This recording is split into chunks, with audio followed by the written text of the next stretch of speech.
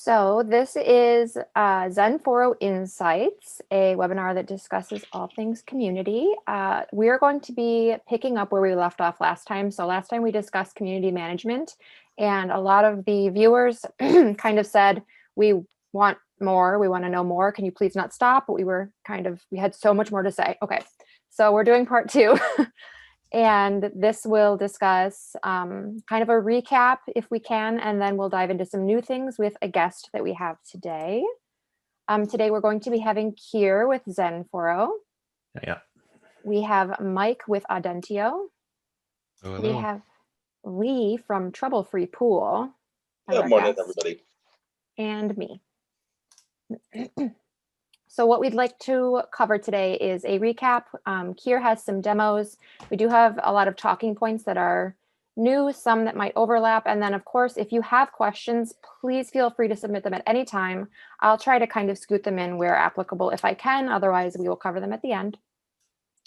And I think we're beginning with a recap. So we've got crowdsourced versus staff-based, which a lot of you had questions on last time. We have reporting, social media moderation, and spam. If anyone wants to begin on any of those points. Yeah, so I think last time we kind of got off on just like, the state of social media, the differences between social media and forums, the value propositions and unique selling propositions of forums in general and community platform.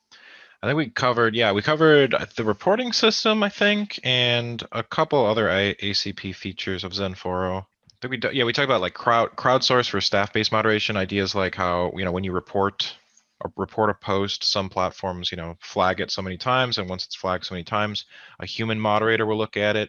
Sometimes a robot moderator will look at it. I think I gave that example of, some YouTube channels getting automatically closed just due to certain neural networks not quite being up to par yet with perhaps what a human can do. I have a feeling that even if we don't quite cover the recap on this slide, that a lot of the content moving forward in this conversation will end up overlapping and covering a lot of it. Yeah. But yeah, does anyone else have anything on the recap from last time? I think that's good for me, at least. Cool. Yeah. Go to YouTube. There's a recap. That's true. Are we ready to go straight into some demos? Yeah, so I think we wanted to demo a couple things. Yeah, we got I think we covered the spam cleaner, correct, Kier, last time? No, we haven't actually covered that yet. Oh, we haven't. No, we're going to talk about the various components that go together to make up the spam cleaner, and then we'll actually try using the spam cleaner. Beautiful. Okay. So.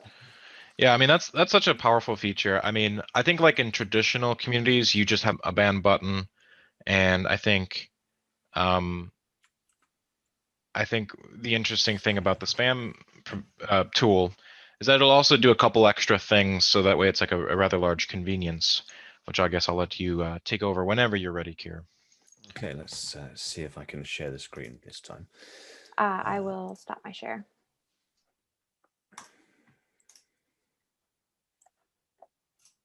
Okay, I think this is me. Do we have a bunch of XenForo windows? Yep. We do. Okay, cool. So the first thing we're going to cover is preventing spam from reaching your forum in the first place. And we've covered this before, but there's no harm in looking at it again. So I've headed over to the admin control panel, and I'm in the options section and the user registration part of that. And if we just scroll down, so here we go. We have the ability to send, look at that. What kind of idiot am I? I'm not using advanced mode. Oh, there you go. Right, that's why I'm not seeing what I'm used to using the development copy, which has got no concept of advanced mode. Well, I am too. So I think the purpose for hiding some of those, just to make, XenForo has so many different features and such. Sometimes you don't always need some of these. So sometimes right, absolutely. Check that link there at the bottom in case you're looking for some of these settings. So if you do find that you're confronted with fewer options than you would normally expect, then you do have the that link at the bottom that I showed you just now that says that you've got some hidden options, but the standard way to do it is to just click this little gadget up here, and you can see this option that says whether or not to show the advanced options. So now that I'm actually looking at stuff and not being thoroughly perplexed, we've got these options to send content off to stop forum spam, to use the DNS blacklist and Project Honeypot, and Akismet. And all of these things are designed to work on content before it meets your moderators or actually gets onto your forum at all. So Stop Forum Spam is a brilliant service specifically for forum content, and it will scan your messages. And then if you find something that is, sorry, Stop Forum Spam is actually a reporting service that you use. So if we had something like Akismet that was scanning the messages and it returned a result that said, no, this post is probably spam, then XenForo can tie that into Stop Forum Spam and report that particular post and the information that came with it, like the user who posted it and their email address and their IP address and all of that other stuff, and submit that off to the Stop Forum Spam database, which can then that data will then extend out to everyone else who's using Stop Forum Spam. So it's a collaborative effort, and if you can get that working by getting an API key, then that's a really helpful thing to keep the spam off your forum in the first place. So it's beyond the scope of this to explain all of these options. We did go through them a little in one of our earlier episodes, but yeah, I mean, the way I like to think about you know, the Stop Forum Spam is like, if it's kind of like it's a group effort, right? So if you report some spammer on your community, that can go to this, I guess, almost like a community of people who also use this tool, and so you can help them prevent spam on their site as well. So they help you, you help them. It's a symbiotic type thing. And, exactly, yeah. And Akismet, I think a lot of people in the publishing space will be familiar with that. I think it comes with WordPress by default, and I think it's officially by automatic, I think, right? So very common tool there as well. And very effective too. Once you actually start running a forum and looking at the stuff that gets triggered, you'll find that it's really very effective and really quite accurate. So what happens when spam does reach your forum? So I've got a couple of spammy users here who are set up to generally cause mayhem on the forum. So I've got Mr. Spammer here and Trolletta over there. Now, I think that in our last episode, we looked at reporting some content that one of these users posted, and that appeared once it was reported by another user in my reports queue up here. It looks like I've actually got an active report already. So let's go see if that was, there we go. So this is a report of a post in the thread spamity spam. We can click into that, and this is the report, and Trolletta has reported that. I can go to the content and then decide what to do about it. So I could send a warning, or I could just delete the content. But let's take a look at what warnings actually do at this point. So the warning system is a means for moderators to warn and discipline the community users without necessarily having to keep a manual track of what's going on. So if you've got a very big community and you've got a big team of moderators, you might find that moderator one finds some objectionable content from a particular user. And without the warning system, the fact that post has been flagged as bad in some way might not come to the attention of any of the other moderators.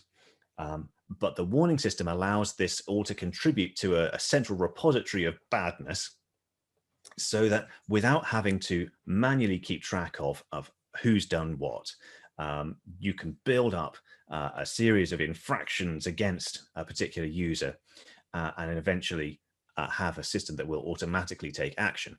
So let's say that I'm going to warn Mr. Spammer, and I'm going to choose a warning type and apply warning points.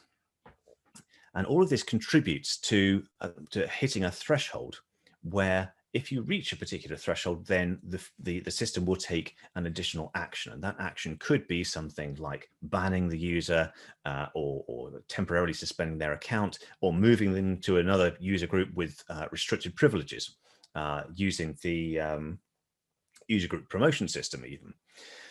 So you can tie all this stuff together really effectively to create quite a fine-grained system of discipline to allow your moderators to just use the warning system in some cases to manage all of the user management that they might want to. And a couple points on that too. I think it's kind of useful for, if you run a community and you have a lot of volunteer moderators, you may not want to hand over the ban hammer to them, right? Because depending on how much experience they have, and sure, you can have different levels of moderators who can ban, moderators who can warn, and vice versa. But I think it's kind of a nice way to organize your policy, if you will, because you have rules, right? You have some type of community guidelines that you've established, and so this is kind of a way to enforce it without necessarily having to completely just ban somebody, which I think is what is more common on social media sites in general. Not that you can't do banning, and even banning for X days, weeks, etc. with XenForo, but depending on your utility, I think this is like the way I think about warning points as a way of enforcing your community guidelines. So here I am creating a custom warning. I'm calling it did a bad thing, and I'm going to assign this 3 warning points that expire automatically after 10 days after they've been awarded. And so when I save that out, then if I refresh this little thing here, I can assign the did a bad thing to this particular warning, and then you'll see that the options that I've set in that did a bad thing, like expiring after 10 days and apply 3 points, have come through here, although they can be adjusted by the moderators. And once that that warning has been applied to the user who's being warned, you may want to have a warning action applied, and warning actions apply based on a points threshold. So you might want to say that after, let's say after 10 points are achieved, and that could be over a time, especially if you've got warning points that expire after a certain amount of time, then you might want to find that if someone does a bad thing once a week, then their points will expire over time, and they'll never quite hit the threshold to get that punitive action triggered. But from here, you can then take an additional action. So I could say that after 10 points, then I'm going to stick them in the can't report group or something else like that. So that's roughly how warnings work. Let's go back to the next thing, shall we? And I quite like the 4-time period. I think that's kind of industry standard now, is that, like, let's say you're on some other any social platform these days, you're banned normally for X amount of days, a week, a day. Sometimes you just need people to cool down a bit. And sometimes I've been a part of certain communities where the people thank you for it, and they're just like, I just needed to step away for a bit if they were having an issue, maybe saying things they wouldn't normally say to people. Because you can obviously tell if there's an obvious spammer, an obvious abuser, an obvious griefer, and you might just want to ban them right away. But for people who've been around the community a long time, or you can tell that they mean well, the warning system is for them. So once you've established that someone is a habitual spammer or is an obvious newly registered spammer, then you can use the spam cleaner on them. And unfortunately, my demo has broken because the spam cleaner has this this time cutoff option, which says that you can apply the spam cleaner. Let's go and actually find it, shall we? So when I set up this demo for our episode 4, then this was going to work, but I'm going to have to go and change the option because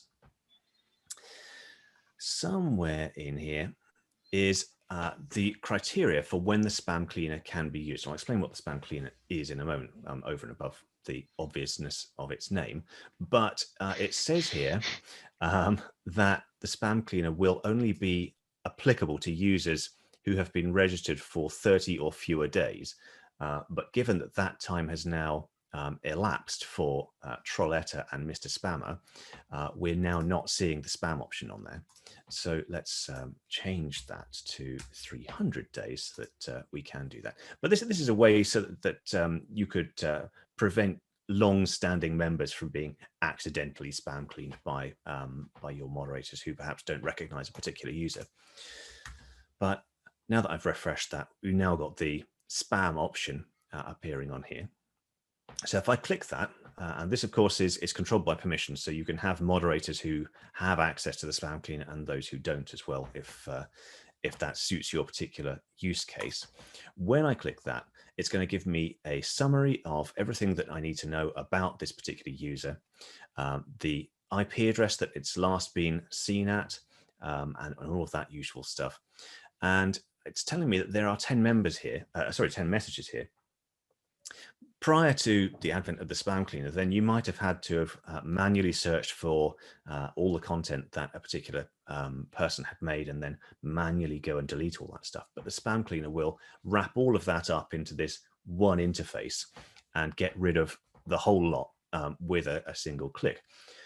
Now, there are a few caveats. If you've got someone who has posted a vast amount of content, I'm talking like thousands of messages, and you try to use the spam cleaner, then you might run into some trouble because the work behind the scenes is quite intensive for your system. But generally speaking, if you catch it relatively early and your spammer hasn't gone completely insane with posting, then you should be fine. Would that be why I think XenForo by default limits the spam cleaner to like the 30-day criteria? Would that be one of the reasons why? That is a factor. I mean, the main reason for that time cutoff is so that you don't. Generally speaking, you'll find that spammers achieve a successful registration and then plaster their stuff all over your forum straight away, rather than registering and waiting a while to do it. Though that's a strategy that if they did start to employ that, register a reasonable looking account. And post something that isn't spammy, and then a certain number of days later, then start sending the bad stuff, then that would actually defeat quite a lot of filters. Right. Yeah, I'm not sure if I think 30 days is probably plenty, but I'm sure there are probably some clever bots that wait 30 days for sure. Quite but possibly. I don't think most probably don't. Yep. Okay, I was curious. But I mean, I have seen occasions where the spam cleaner falls over because there's so much content to deal with, but it is the exception to the rule. And it comes up very, very infrequently. Oh yeah, I use spam cleaner daily, so. So what we can do here is you can see that the options are listed in here for what to do with the spam cleaner, and your moderators can turn on and off any of those options at the same time. So with one click here, we're going to delete all the content, regardless of whether or not we've actually viewed it. Once we've decided that we are going to use the spam cleaner, then we can just wipe this user's from existence, ban the spammer, and check their IPs to see if there are additional users who have used that same IP and then potentially use the spam cleaner on them too.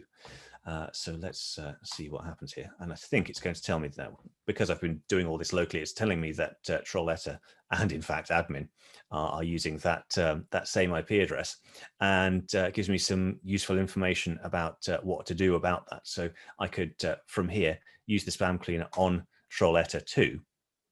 But I'm not going to do that because at this point, my demo would fall over because I don't have any more content. But that's a quick demo of how to use the spam cleaner and how quick it is to get rid of spam once it has reached your forum. Okay. Yeah, I one of the things I also like is the delete conversations, because you as an admin or moderator will never know if they were using those private messages, the DMs. I mean, there are ways to find out, of course, but some people will report the conversation, sure, but maybe not until they get to create a bunch of different private messages. And by the way, I mean, XenForo is fully permissioned. Everything you can think of has a permission per user group. And so I think, yeah, you can even just disable private messages for new members. Again, I point back to the user promotion tool, my favorite. But yeah, that's one of my favorite features, just deleting all their conversations. If they're spam, just make sure pretty much any content they made gets removed. The spam cleaner is also an open system. So if any additional content is brought in through an add-on, that can hook into the spam cleaner. And so you're not limited to standard forum content. It could be media or resources or any other stuff that comes in from an add-on too, if they create that particular integration. Nice. I'm going to quit screen share now, and we can come back to that in a while if we think of something else we want to demo. Cool. That's what I was about to ask. Did that cover like all demo stuff for the time being? Yeah. Yeah, I think so. Okay. I think, Kier, do you recall if we covered the Discourage system at all? We didn't, no. Oh. We can always come back. It's your guys. I know we've talked about it though. I mean, we have talked about it. I just don't know if we actually did an actual demo on it or not. But I can kind of talk about it. It's up to you, Kier, if you want to demo it. But it's kind of hard to demo because of the way it kind of works. I mean, I know we talked about this. Why it's one of my favorite features for XenForo, but it's the idea that so you've got warning, you've got spam, you've got just outright banning. You can do so by a time period or permanently. You've got a repertoire of different tools, and there's one extra tool at your disposal, and that is when you have somebody who you think would cause you a lot of trouble if you banned them, especially certain. Go ahead, Kier. Well, so there's a bit of history behind the Discourager. Because many years ago, I came up against this problem of users who get banned and then they just come back with new accounts, and it doesn't matter how many times you try to ban them, they find a way to get back onto your forum, continue to cause trouble. And so back then, I developed a feature for another forum system that I think I invented this, but it's since become known as shadow banning. And essentially what it did was it hid a user's content and the very existence of the user from all other members of the community. But the person who was being targeted didn't know that they were being targeted. So as far as they were concerned, their posts were making their way onto the forum, but they wouldn't be finding that they got any responses, and so the idea was that they would get bored and figure that people were just rising above responding to them, and that worked really well. But technically, it was an absolute nightmare, because if you think about all of the denormalized data that a forum system has, like, for example, when you look at the list of forums, it will tell you who the most recent poster was in a particular forum and what they posted. But if you're using this shadow banning system, then you have to maintain alternative versions so that the person who is being targeted can see their post as the most recent one, but nobody else sees that. So it completely breaks the concept of denormalized caching. And as a result, when it came time to do something for XenForo, I decided that we just weren't going to do that again at all, because it was a nightmare. So I had to come up with a different system that had a similar effect of not being an in-your-face ban, but something that would just gently encourage a user to go away. And the Discourager was what I came up with. And it essentially is a system that makes a user think that your website is dreadful. And it does that by throwing random errors and annoying things at a user with a particular set of thresholds. So, for example, you can set a percentage threshold that says that every time a user clicks a link, there will be a certain chance that after a period of loading, they'll get a blank page back. Or maybe every 1 in 10 clicks will take 10 seconds to load a page. And it just makes for a really awful browsing experience, with the idea being that you make the experience of browsing the community so unpleasant that the person just gives up and goes away. That's the story behind it. I'm just trying to remember what the various thresholds are. Do you know what those are, Mike? Well, I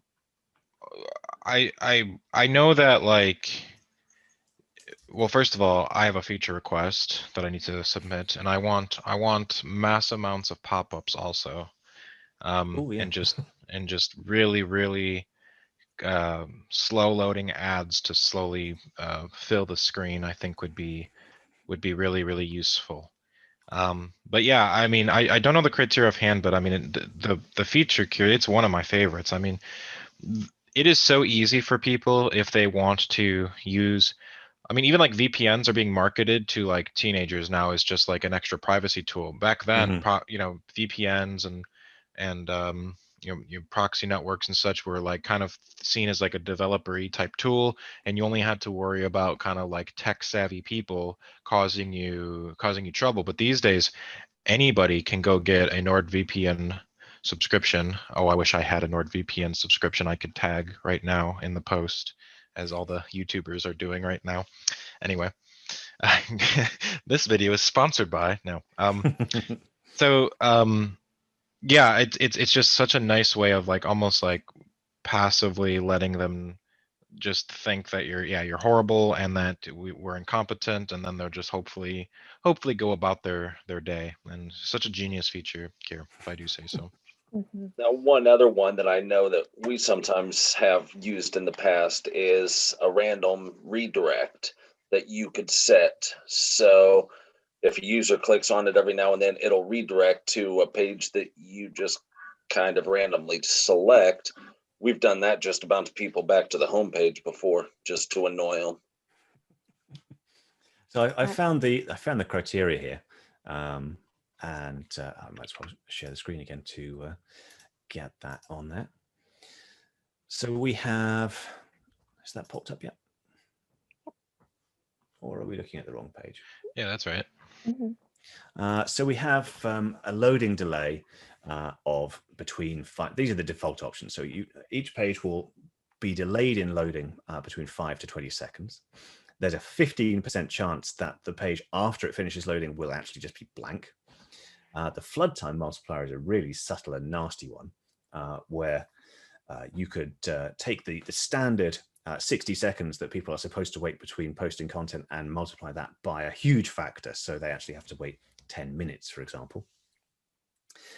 You can disable the search system when they, but not before they start to use it, of course, but when they're waiting for their results to come back, there's a 40% chance that it's going to come back and say, oh, well, sorry, but in the middle of your search, we disabled the search system. Then there's the redirection chance that we were talking about just now, where you could take them off to a fake error page, or bounce them back to the home page, or just send them off to Google. And then we can prevent any IPs that are currently on the discouraged list from registering. So those are the options for the Discourage, of which and if they contact you and complain, you know, you could I guess maybe relieve them of their pain. But if you're gonna continue to, you know, make sure that they don't come back, you maybe tell your staff members, you know, have you tried restarting your computer or something? check for dust on the plugs. Yeah, clean the rubber ball inside the mouse. Yeah. Clean that one out, even though it's from the 90s. But anyway. Cool. But yeah, that's very useful feature. One of my favorites. Yeah, it's very, very, very clever. I like hearing about it.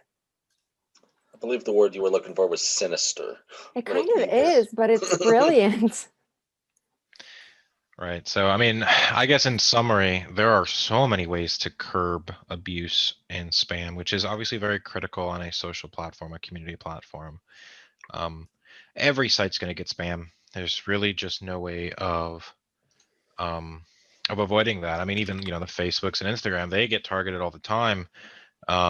They obviously benefit from maybe neural networks and fancy algorithms to run on massive computer networks, which by the way, there are tools for that to add to XenForo as well.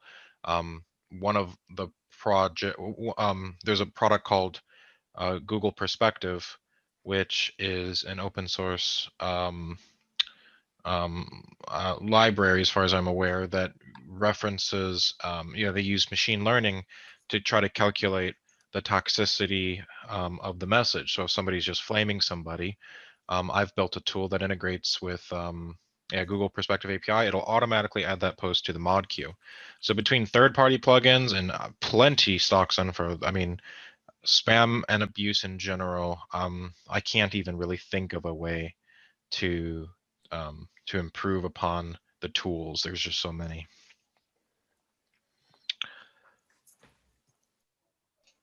Would you guys like to scoot to talking points now?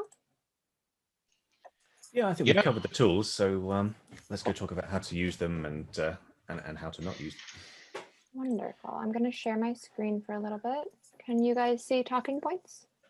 Got it. Yeah, and I think we kind of we started kind of going down that road as well with just like different strategies. Even when we were covering the warning system, we talked about like you can kind of choose. You could have a one strike you're out system where somebody steps out of line. Maybe you make people read the rules. Maybe you make them take a written exam. I mean, some communities can be a little wild with that, but whatever the case, you could have a one strike rule, you can have a two strike rule, three, whatever number you want, and you can use those warning points as kind of a way to keep track of that. So again, depending on your community, depending on your niche, you can fine tune the model that's best for you. So I guess let me read the notes here. So I think the topic of today isn't just spam and abuse. It's just, community management in general. And so, yeah, we have Lee here who is running a very successful community and has probably seen it all as well. But I guess I'll start us off maybe with a question that's maybe not related to spam and abuse. And that would just be like, what are some of the other things that are very important in community management? That would be making sure your users have something to do. And we call that engagement. So Lee, if I could, what are some of the tactics you're using these days to keep members interested, excited, have something to do, and anything like that? How do you keep them engaged? I think one of the biggest things we've been doing recently is just we're very weather oriented. We're big summer, not as much winter.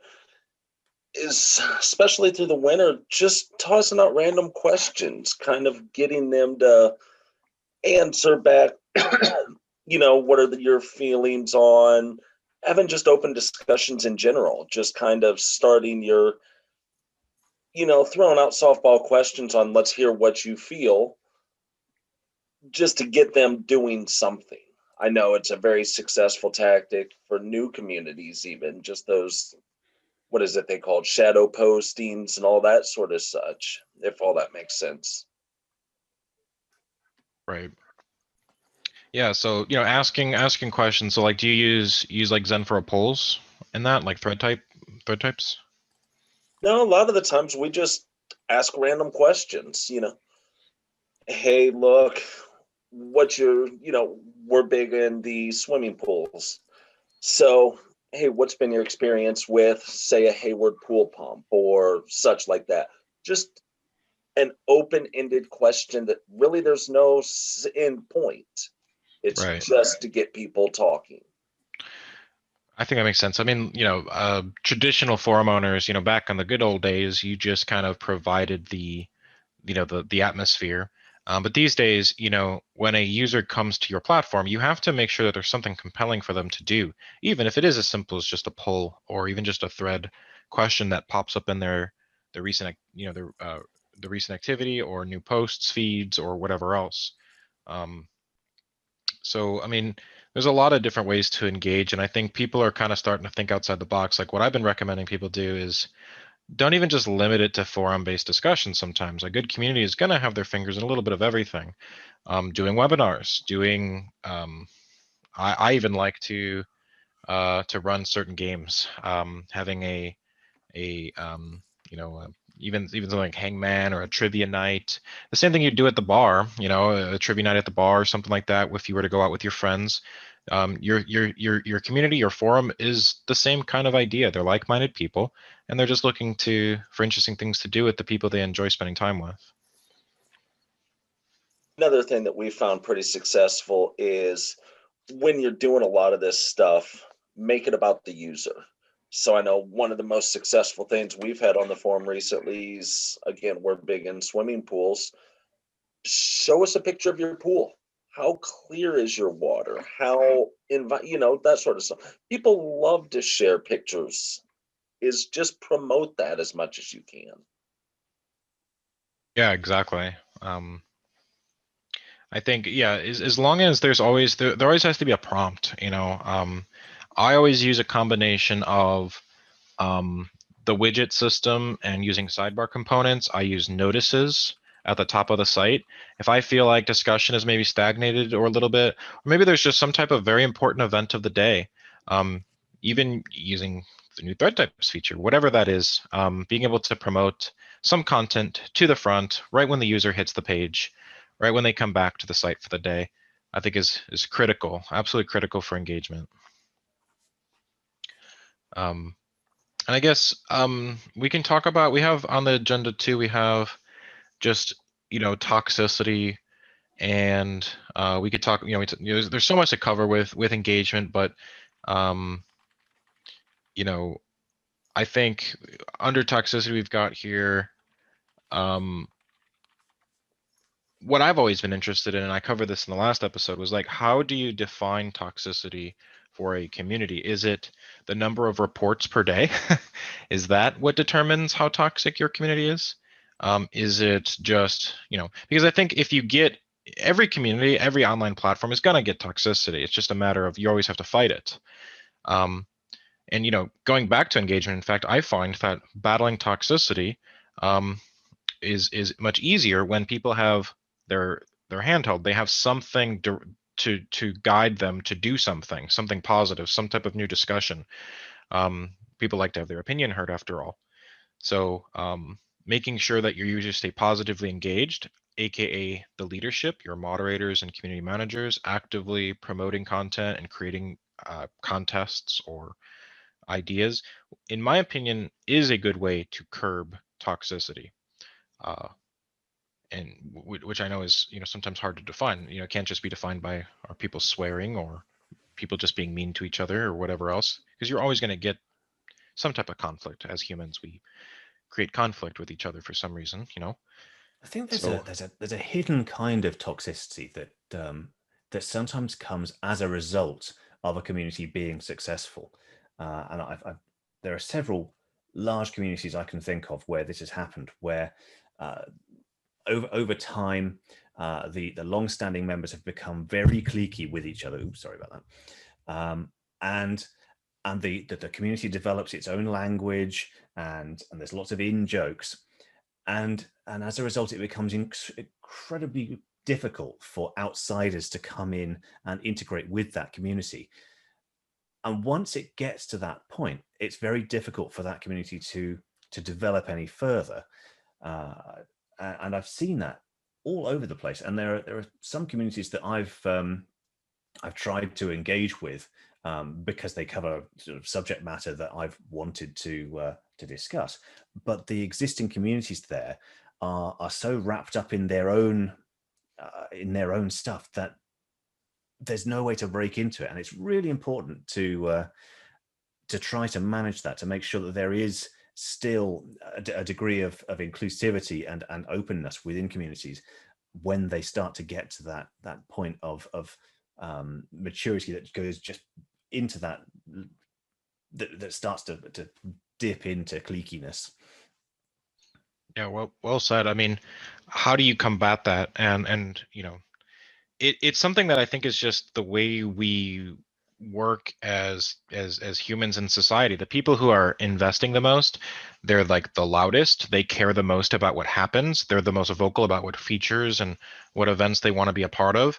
And over time, just because they're investing more time, you see those faces more, and you get this natural pooling of what I call your community ambassadors, which makes them maybe even sound like a very, very positive, noble group, and they may not always be.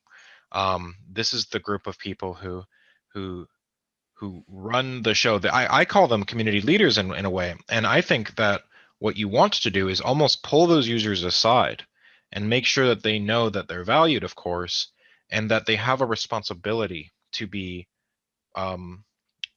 polite to new members and not make them feel ostracized, or bring them in. A couple tactics that I like to use is I always recommend an introductions forum. I know a lot of communities these days don't have them, but an introductions forum is just a nice jumping off point. It's a way to say, hey, go post here whenever you join, and all these ambassadors, all these people who love posting and talking, it's your job, and we're asking you as leadership, as community managers, to please go and welcome these new members, make them feel like home, make sure that they don't feel like, just because they may not know all the inside jokes and they're reading threads, and they see people are even when they reply to new members, they may have a certain tone if that question's been asked 30 different times.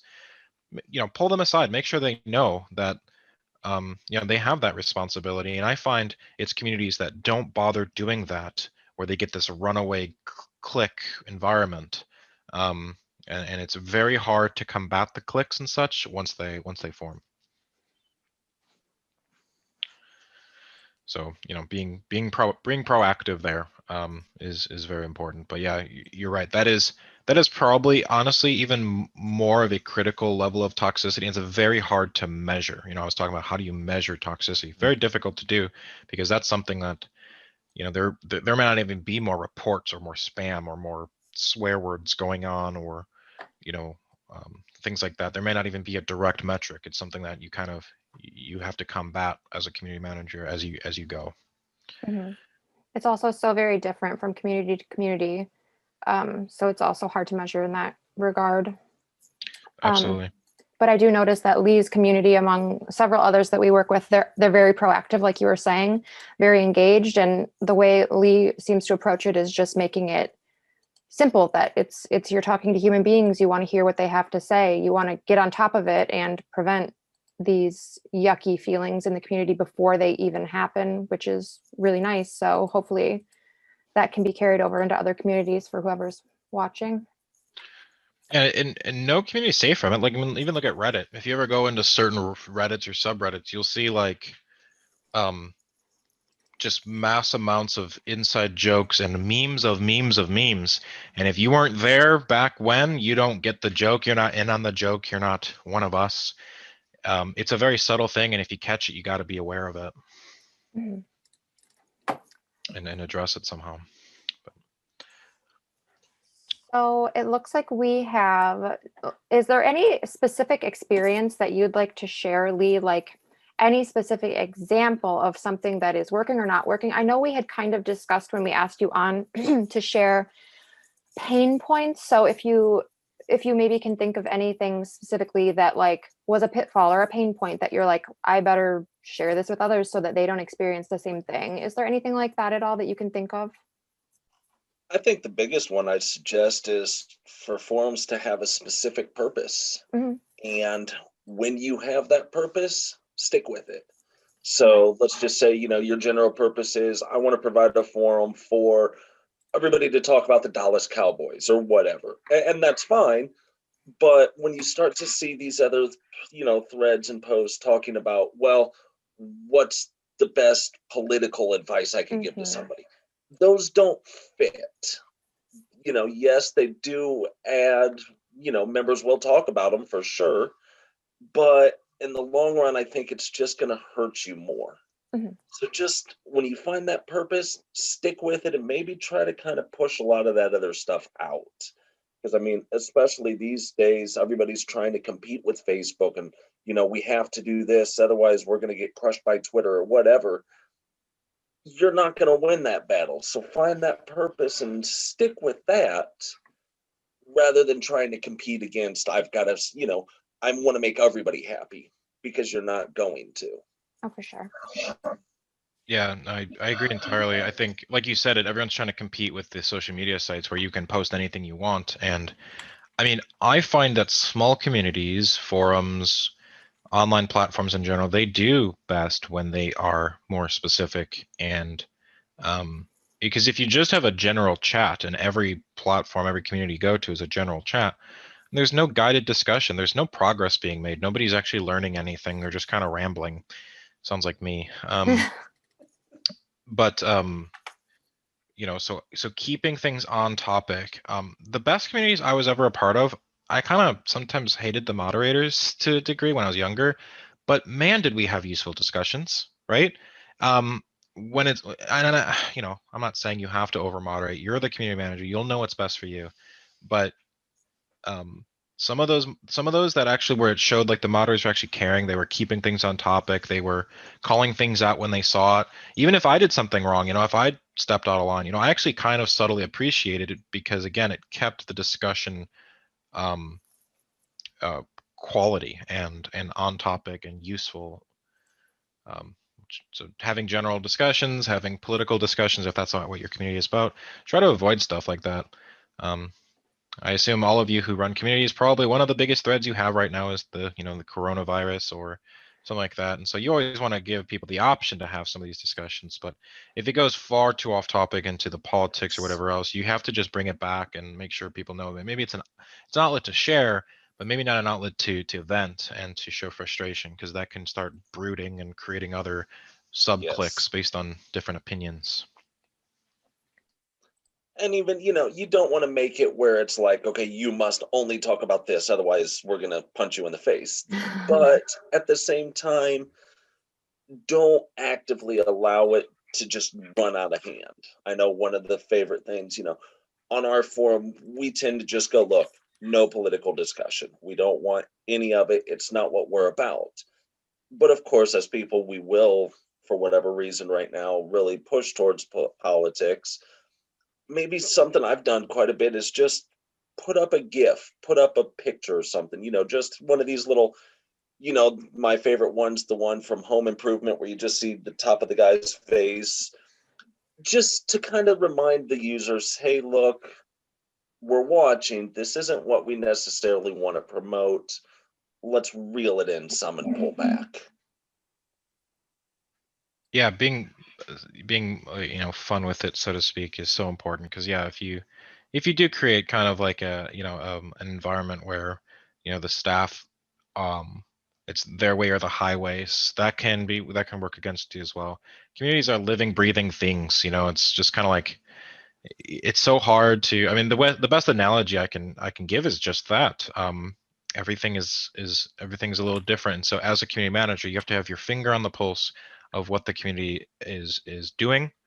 And when you have that finger on the pulse, you'll know how to keep things moving in a positive trajectory. And it's when you let the finger off and you start letting things go, you're not engaging, you're not addressing toxicity, you're not really a community manager anymore. You're a platform service provider. And do not be surprised if your subscription starts to dip, or if you start getting more complaints from Google about negative content, or if you start getting more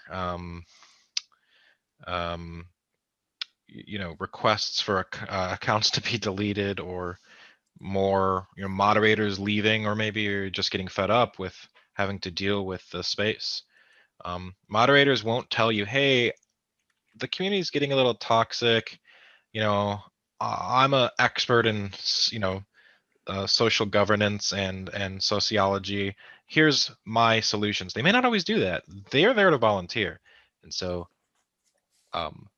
they may just leave, or they may just become inactive. So again, keep your finger on the pulse of the community. Make sure you understand how it is, how it lives and breathes. Nurture it, and this is how you curb toxicity, how you keep users engaged, how you keep your moderators happy and engaged.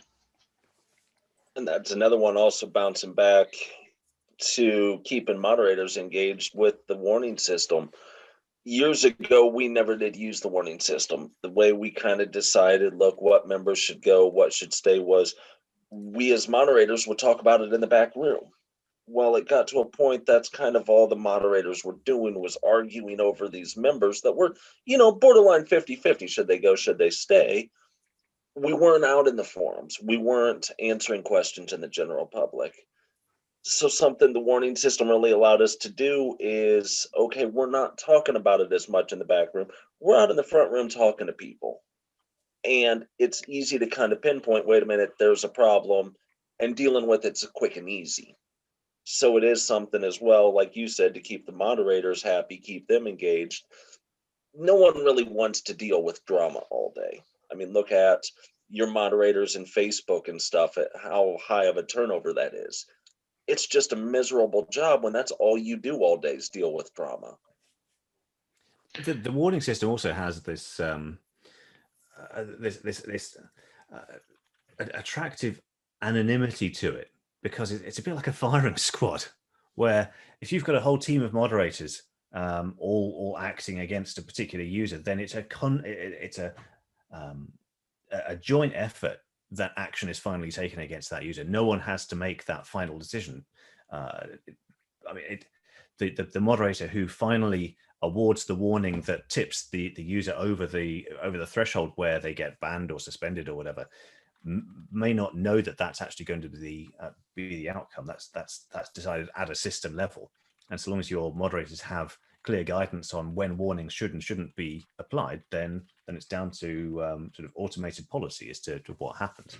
So nobody has to take overall responsibility for the final decision that, okay, that user's going now.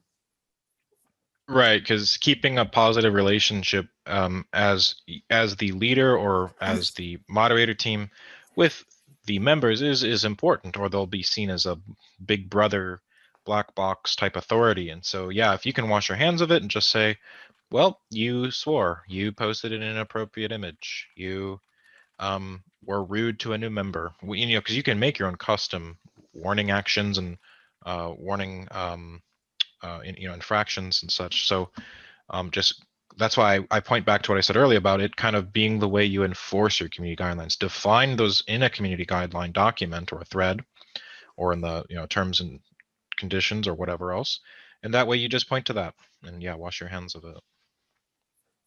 We do have a user submitted question. Is now an okay time? I was just looking at that and thinking that that's actually a really complex question, and we could probably dedicate a little more time to answering that in a bit more detail in a future episode, rather than trying to rush an answer to it here. Sure. So if that's all right, I think we should make a note of that one and then actually cover it in detail at a later date. For sure. Elaine, I'll copy it. Feel free to post that thread up on XenForo community and tag me or tag Kira. We'll see if we can maybe have a discussion there. Cool. As well.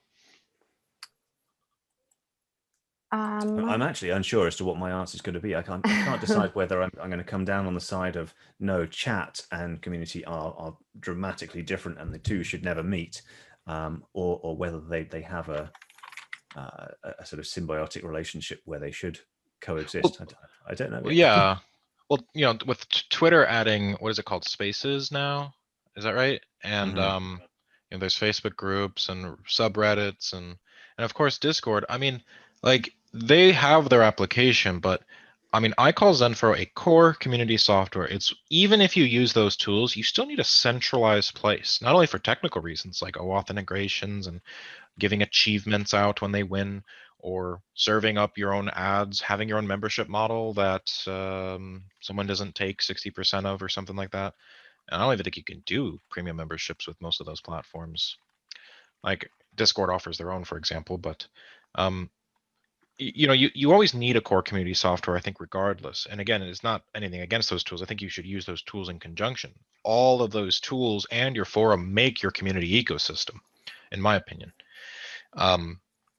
But Discord being so chat focused, I mean, I'm a member of quite a few Discord communities, and I don't really think of them as like, I don't really feel like there's useful discussion going on. I don't feel like I'm engaged. I feel like I go there when I have some game I want to play or something quick I want to say, but there's so much chat and it's not organized. There's no discoverability. It just becomes like there aren't really like what I would call like useful long form discussions, and that's where forums really, really thrive, is in that discoverability phase. But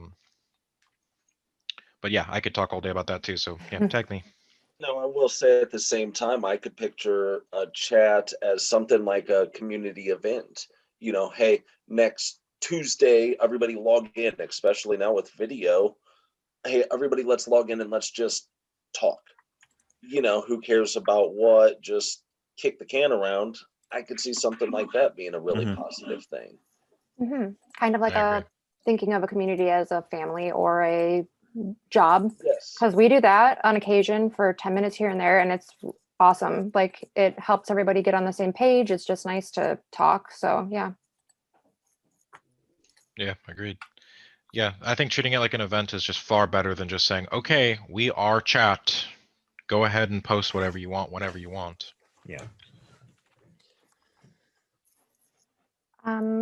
We do, I don't know how much we touched on news and social media, which is the last bullet point of talking points. But is there anything else that anyone can think of that we haven't touched on yet, or that you'd like to add? We only had the one question today.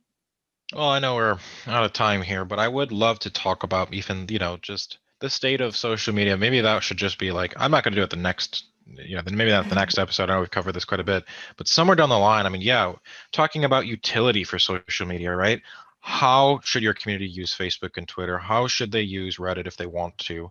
How should they use Discord if they want to? How should they use Clubhouse or, some of these other tools? Absolutely.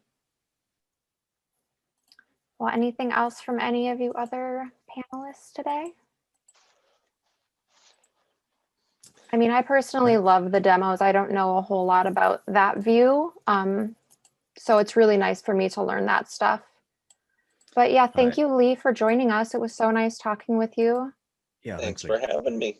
And thanks, as always, Yeah, Mike and Kier. And if anyone has any questions, if you want to post in XenForo or reach out, we have social media that I think a lot of you follow us on. So please feel free to reach out. We love getting questions. It also helps us to kind of form the next episode. So thank you all who joined, and we will be back for episode 6, probably next month, maybe.